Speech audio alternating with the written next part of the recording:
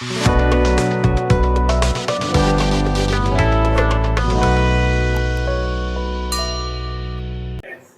तक तो जो हम लोग बात पढ़ रहे थे वो एक इंट्रोडक्टरी बात था मैग्नेट के बारे में, एक नॉर्मल कोई भी मैग्नेट के बारे में, ठीक है। अब हम लोग को पढ़ना है magnetic effect of electric current.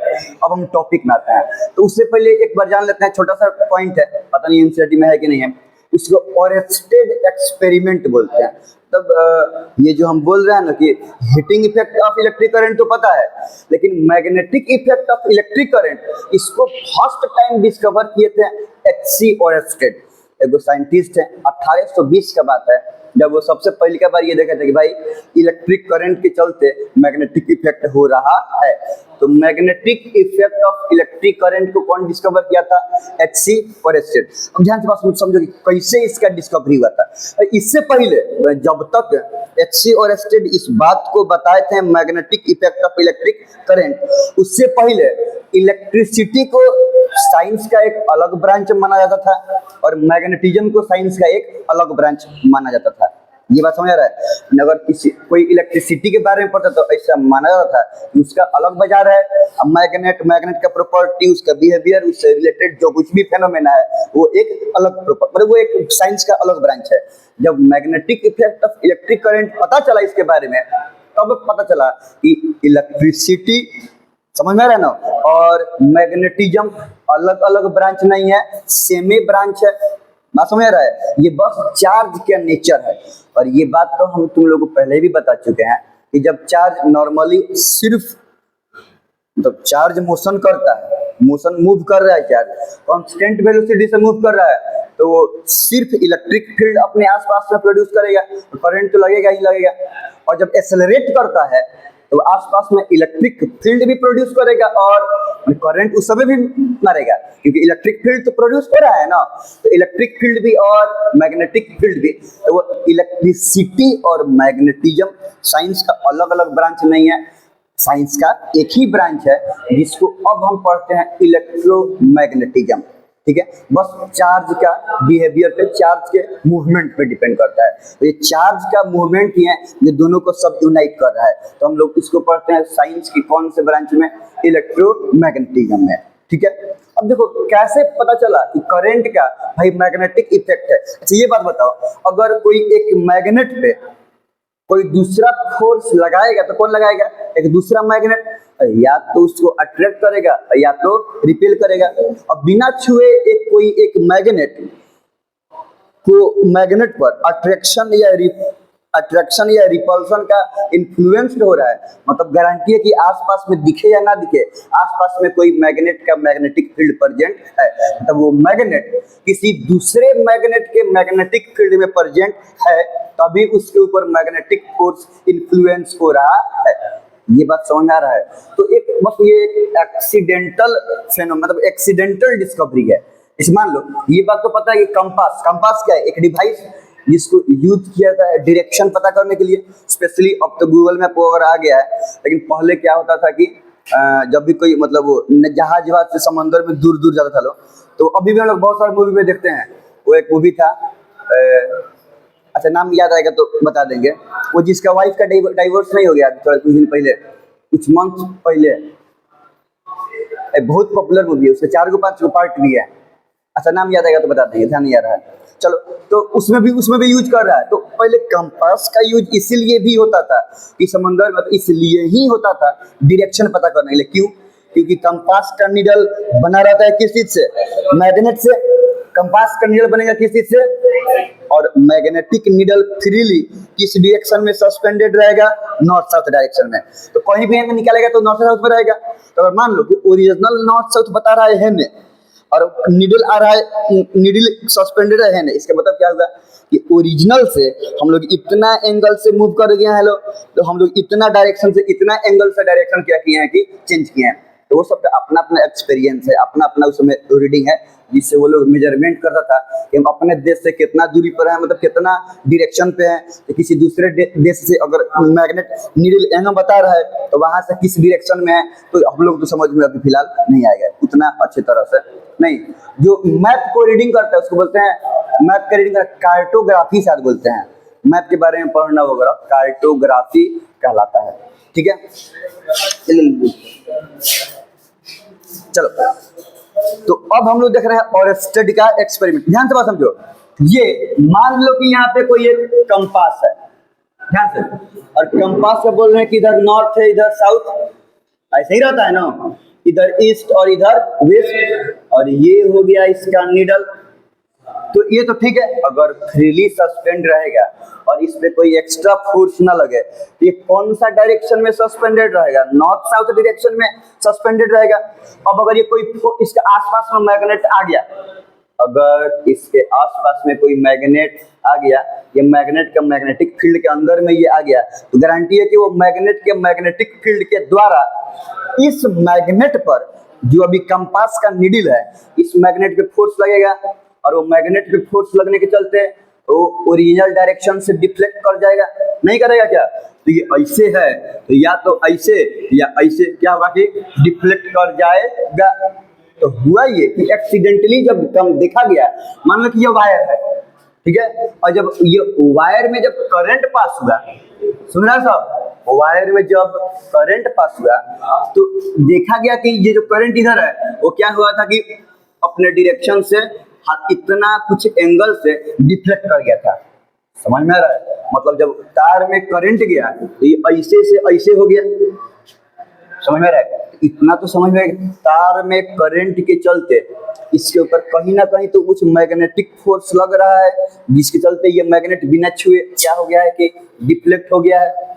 ये बात समझ में आ रहा है? तो और लगा कि हो सकता है कुछ गड़बड़ हो, तो करंट के डायरेक्शन को रिवर्स कर दिए, मतलब तार को यहाँ क्या करें, जो ऐसे जुड़े हुआ था वो यहाँ जोड़ दिए, तो करंट का डायरेक्शन जो अब ऐसे करंट जा रहा है वो करंट अब ऐसे जाने लगेगा। जब करंट का डायरेक्शन को रिवर्स किया गया, उल्टा किया गया, तभी भी देखा गया कि इसमें क्या हो रहा है कि डिफ्लेक्शन हो रहा है, लेकिन अब अपोजिट डायरेक्शन में। तब अगर जब करंट इस डायरेक्शन में था तब ये इधर से इधर डिफ्लेक्ट किया, और जब करंट ऊपर से नीचे के डायरेक्शन में आया तब ये क्या हुआ कि इधर डिफ्लेक्ट हो गया। तो तब डिफ्लेक्शन इस डायरेक्शन में, ऐसे इस डायरेक्शन में डिफ्लेक्शन हो गया। समझ में आ रहा है? तो इतना समझ में आ गया कि कंडक्टर में जब करंट मूव कर रहा है, जब चार्ज फ्लो कर रहा है, तो इसके चलते कंडक्टर के आसपास में क्या हो रहा है कि मैग्नेटिक फील्ड सेट हो रहा है, और चूंकि ये उस मैग्नेटिक फील्ड में आ रहा है, मतलब ये कंडक्टर मैग्नेट के जैसे बिहेव कर रहा है, और जब इसके रीजन मैग्नेटिक फील्ड में ये आ रहा है तो मैग्नेटिक फील्ड इस पर क्या कर रहा है कि फोर्स लगा रहा है। अब देखो कि मैग्नेटिक नीडल पर मैग्नेट के द्वारा जब फोर्स लगता है तो कैसे डिफ्लेक्शन, ऐसे या ऐसे डिफ्लेक्शन क्यों होता है, ध्यान समझना। मान लो, ध्यान से, ये समझ में आ गया ना? अब आगे मान लो कि ये हो गया हमारा कंपास, ध्यान से रखो, और ये कंपास का हो गया नीडल। अब हम सिर्फ अभी डिफ्लेक्शन बता रहे हैं, अब कोई एक पोल तो मानना पड़ेगा। तो मान लो ये ऊपर वाला को हम मान रहे हैं कि ये नॉर्थ पोल है, ठीक है, और नीचे वाला को मान रहे हैं कि हम ये साउथ पोल है। अब यहाँ पे रखे हम एगो मैग्नेट, सुन रहा है सब, यहाँ पे रखे एगो मैग्नेट। अगर मान लो कि पहले ये मान लो कि ये नॉर्थ पोल है और ये साउथ पोल है। अब ध्यान से हम लोग पढ़े लोग कि सेम पोल एक दूसरे को रिपेल करेगा और अपोजिट पोल एक दूसरे को, होता यही है ना। अब ये नॉर्थ पोल है, ध्यान से, ये नॉर्थ पोल ये मैग्नेट के इस नॉर्थ पोल को क्या करेगा, अट्रैक्ट या रिपेल। ये नॉर्थ पोल इसको इधर फोर्स लगाएगा, और ये नॉर्थ पोल इस साउथ पोल को क्या करेगा, अपने तरफ खींचेगा, तो इस पर इधर फोर्स लगाएगा। तो जब इस पर, ध्यान से, इस पर फोर्स लग रहा है, इस एंड पर लग रहा है इधर, और इस एंड पर फोर्स लग रहा है इधर, और ये यहाँ पे ऐसे घुंडी ठोका गया है, तो ये ऐसे मूव कर नहीं कर जाएगा। ये जो मैग्नेट पहले ऐसे था वो अब ऐसे हो जाएगा कि नहीं हो जाएगा, ऐसे मूव करेगा कि नहीं करेगा, बात समझ में आ रहा है। और अगर उल्टा भी पोल रहे, अगर ये नॉर्थ पोल के बदले रहे साउथ पोल और ये साउथ पोल के बदले रहे, ध्यान से, तो ये है मेरा ओरिजिनल कुछ ऐसे था, ये नॉर्थ ईस्ट, ध्यान से, ये हो गया हमारा साउथ पोल। तो ये साउथ पोल इस साउथ पोल को रिपेल करेगा, और ये साउथ पोल इस नॉर्थ पोल को अट्रैक्ट करेगा। इस पे फोर्स अगर यहाँ पे ये ठोका गया है तो ये कुछ ऐसे मूव करेगा, देखो ये वाला एंड पे फोर्स लग रहा है इधर, और ये वाला इन पे फोर्स लग रहा है इधर, तो ये कुछ ऐसे मूव करेगा कि नहीं करेगा, तो ये क्या करेगा कि ऐसे हो जाएगा। इसीलिए जब ये करंट, ये वायर में जब करंट फ्लो हो रहा है तो ये बिहेव कर रहा है एज अ मैग्नेट, इसके आसपास में आ जा रहा है क्या, मैग्नेटिक फील्ड सेटअप हो जा रहा है, और वो मैग्नेटिक फील्ड के द्वारा जब फोर्स लग रहा है, तो मैग्नेट के द्वारा जब इसके फोर्स लग रहा है तो क्या हो रहा है, ये इधर या इधर डिफ्लेक्ट हो रहा है। इसी के चलते ये क्या हो रहा है कि इधर डिफ्लेक्शन हो रहा है। तो यहाँ पे डिफ्लेक्शन कब हो रहा है, जब आसपास में क्या है, तब मैग्नेट है तब। तो इसी से पता चला कि ये अगर इधर या इधर डिफ्लेक्ट कर रहा है, मतलब गारंटी है कि आसपास में, लेकिन आसपास में मैग्नेट तो है नहीं, तार है जिस तार में करंट फ्लो कर रहा है। मतलब जब तार में करंट फ्लो करेगा, मतलब चार्ज फ्लो करेगा, तो वो कंडक्टर किसके जैसा बिहेव करता है, मैग्नेट के जैसा। ये बात समझ में आ रहा है, यही है ऑरेस्टेड एक्सपेरिमेंट। समझ में आ रहा है ना, इतना बात अभी लिख लिया जाए, ठीक है। उसके बाद पढ़ेंगे आखिर ये जो जब भी कोई वायर में करंट फ्लो करेगा तो वो मैग्नेटिक फील्ड का मैग्नीट्यूड कितना होगा, किस किस चीज पर डिपेंड करेगा, और कैसे पता चलेगा कि वो मैग्नेटिक फील्ड का डायरेक्शन किस ओर है। इतना बात लिख लिया जाए, ऑरेस्टेड एक्सपेरिमेंट।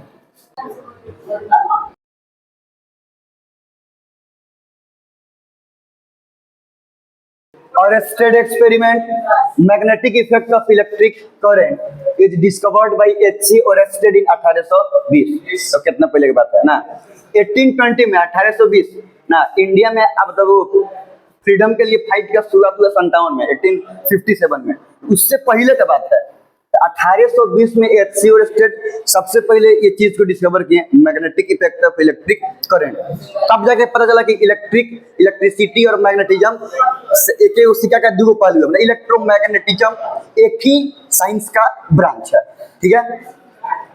देखो ध्यान से, he saw that when a compass is kept near a current carrying wire, अगर कोई एक करंट कैरिंग वायर के बगल में कंपास रखा जाएगा, कैसा वायर, करंट स्विच ऑन हो, ऐसा वायर जिसमें करंट जा रहा हो, चार्ज फ्लो कर रहा हो, तो when compass is kept near a current carrying wire, then the magnetic needle deflects from its original orientation।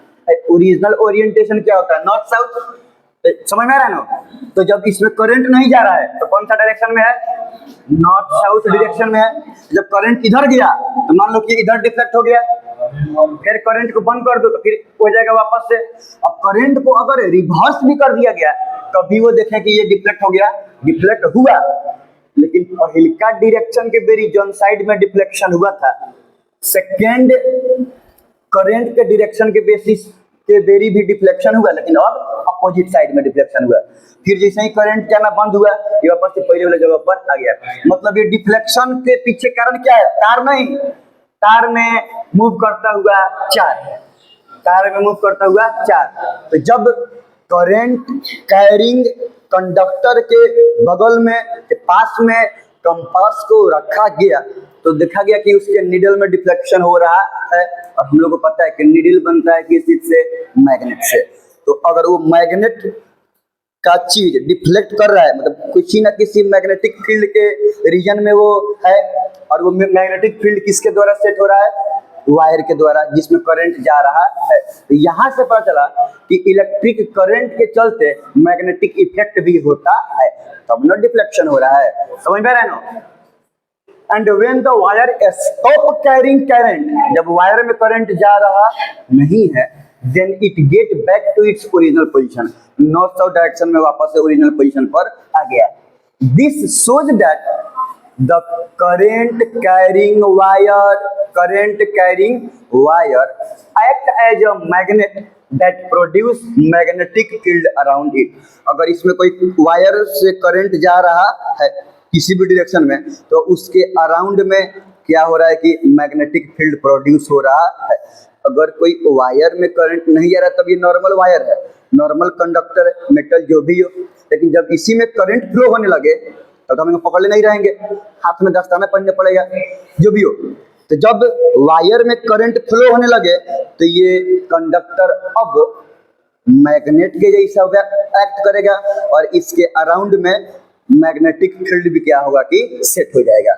इसी को बोलते हैं magnetic effect of electric current. अब हम इसको पढ़ेंगे 3 केस में, ध्यान से। मैग्नेटिक फील्ड का मैग्नीट्यूड कितना होता है, डायरेक्शन के बारे में, नहीं किस किस चीज पर डिपेंड करता है, ये सब चीज के बारे में 3 केस में। कौन कौन? जब कोई स्ट्रेट कंडक्टर पे जाएगा तब, दूसरा जब कोई लूप में, देखो स्ट्रेट वायर है, चाहे कोई भी स्ट्रेट कंडक्टर है तब, और कोई कंडक्टर गोल गोल है, मतलब घुमा हुआ है, सर्कुलर या सेमी सर्कुलर कर्व है, तो कर्व्ड वायर को बोलते हैं हम लोग लूप। क्या बोलते हैं? लूप। तो जब कोई लूप में करंट जा रहा है तब, या जब कोई हेलिकल, कोई भी तार को हैंग लेके, कोई भी तार को पेन में ऐसे, मार्कर में ऐसे ऐसे ऐसे मोड़ दो, मार्कर निकाल दो, तो तार ऐसे ऐसे हो जाएगा कि नहीं हो जाएगा, स्प्रिंग के शेप में हो जाएगा कि नहीं हो जाएगा, इसी शेप को बोलते हैं हेलिकल शेप। कौन सा शेप? तो जब कोई इस शेप के वायर में करंट जा रहा है तब मैग्नेटिक फील्ड क्या हो रहा है, और उसके बारे में बाकी सारा बात। तो ये बात बता दिए हम, ठीक है ना, कि उससे पहले, ये एक्सपेरिमेंट से पहले इलेक्ट्रिसिटी और मैग्नेटिज्म को साइंस का अलग अलग ब्रांच रिगार्ड किया जा रहा था, लेकिन इसके बाद अब दोनों को, इलेक्ट्रिसिटी और मैग्नेटिज्म दोनों को एक ही ब्रांच कंसीडर करने लगे लगा, और उस ब्रांच को क्या बोला गया? इलेक्ट्रोमैग्नेटिज्म। ठीक है, लिखो। अब केस 1